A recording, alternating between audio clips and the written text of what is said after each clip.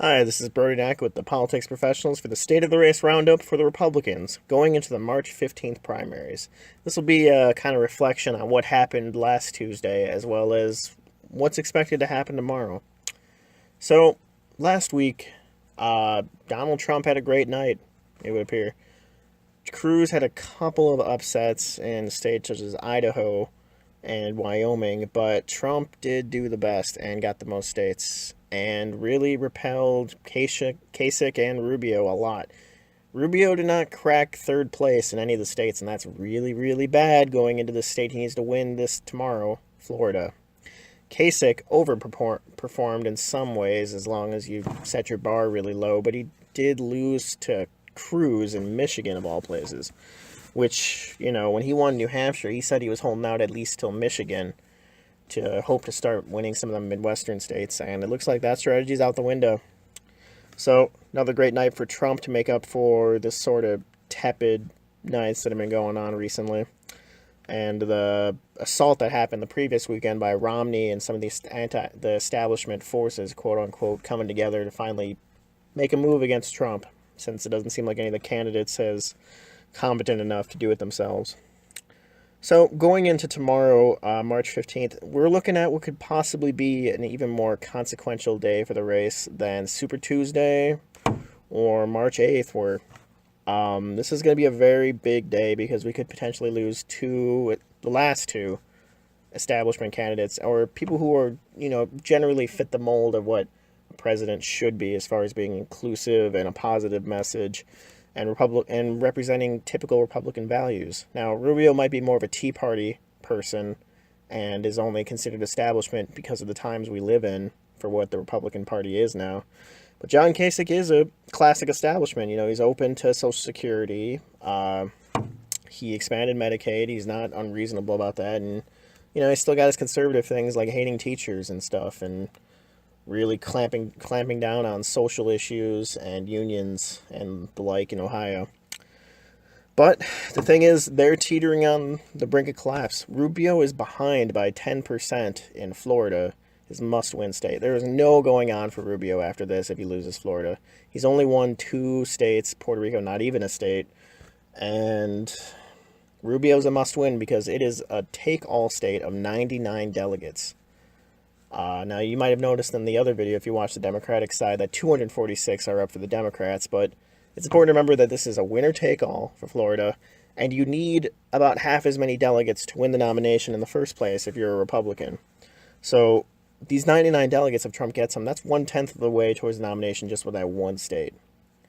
It's going to be a big deal, and it's looking like Rubio's going to lose it, which is really going to hurt the efforts to outright win a majority for Cruz to deny Donald Trump the nomination. John Kasich looks like he has a chance of sticking around because he's tied with Trump or winning against Trump in Ohio, but only by a few percentage points. But that's okay because Kasich has just got to win a majority to get all 66 delegates. And if he can do that, he's sticking around probably to the convention come hell or high water because he wants that dark horse upset and becoming the nominee, even if Trump decides to bolt the party and sink the nominee.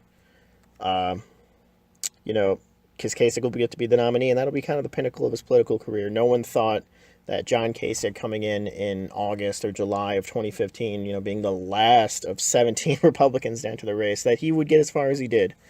So he's really banking on an open convention, which he's saying openly now.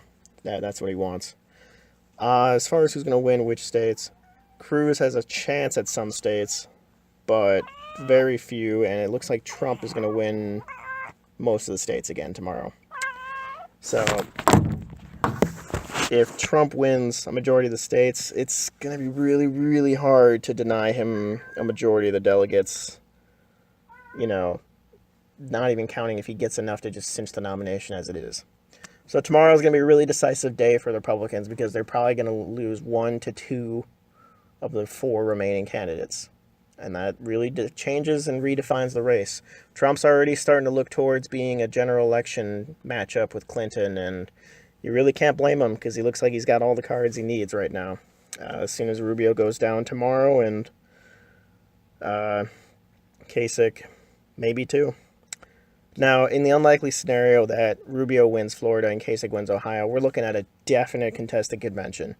It becomes very unlikely that Trump is going to be able to win, the 70% of the remaining delegates he's going to need or whatever to cinch the nomination outright. And we'll have our first really bitterly contested convention since the 1940s or 50s with Eisenhower. So exciting stuff's going to happen tomorrow, and it's going to really define the race, and get ready for a lot of political chatter about, where we go from here.